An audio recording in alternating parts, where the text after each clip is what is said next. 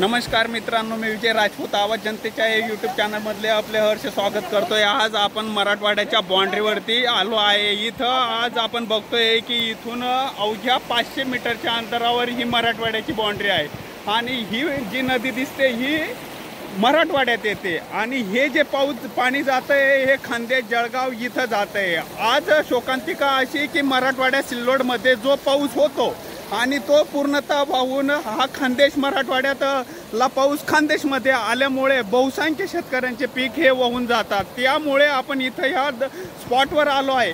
आता ह्या नदीच्या ह्या साईडला मराठवाड्याची बाउंड्री येते आणि नदीच्या ह्या साईडला 500 मीटर अंतरावर खान्देश जळगावची बाउंड्री येते। ह्या जळगाव बाउंड्रीच्या मध्ये सातगाव डोंगरी, गवले, सारवे, पिपरी, डोंगरगाव, पिंपळगाव असे असंख्य गाव येतात आणि जो काही पाऊस येतो आज सिल्लोड घाटनांद्रा परिसरात, सिल्लोड तालुक्यात, संभाजीनगर जिल्ह्यातील सिल्लोड तालुक्यात जे काही मुसळधार पाऊस झालं, ढगफुटी झाली, त्या पावसामुळे आज अक्षरशः सातगाव डोंगरी, सारव, पिपरी, गवले, वडगाव, पिंपळगाव अशा असंख्य नद्यांना अचानक महापूर आले। सुदैवाने जीवितहानी झाल्याची आजपर्यंत बातम्या आली नाही, पण बहुसंख्य शेतकऱ्यांचे पिकं आजपर्यंत इथून मुळासहित वाहून गेलेले आहे, जमिनी वाहून गेल्या आहे, घरांमध्ये पाऊस आला आहे। ह्या संदर्भात इथं माननीय कार्यसम्राट आमदार साहेब पाहणीला आले। त्यांनी काय आश्वासन दिले आज आपण इथं बघू। आप्पासाहेब, आता हे प्रदीप मालपुरे साहेबांचं जे शेत वाहून गेलं, असंच ह्या नदीकाठच्या बहुसंख्य शेतकऱ्यांचं दरवर्षी होऊन जातं।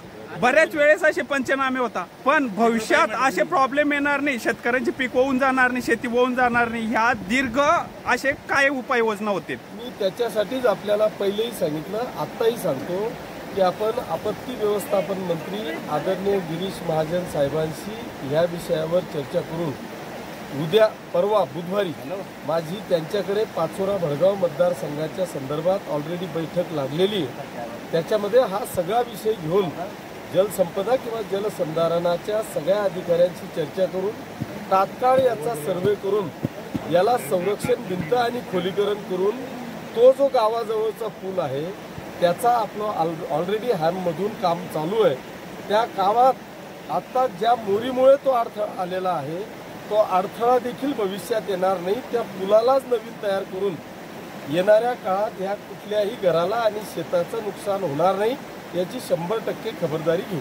आपण आजच्या हिशोबाला शेतकऱ्यांचे पिकं वाहून गेले, काही शेतकऱ्यांचं तर 5 ते 6 फुटापर्यंत मातीसहित शेत वाहून गेले, मग त्यांना पंचनामा करताना कोणत्या हिशोबाने याच्यात कृषी विभाग असेल किंवा महसूल विभाग असेल यांच्या 2-3 टाईपचे पंचनामे असतात।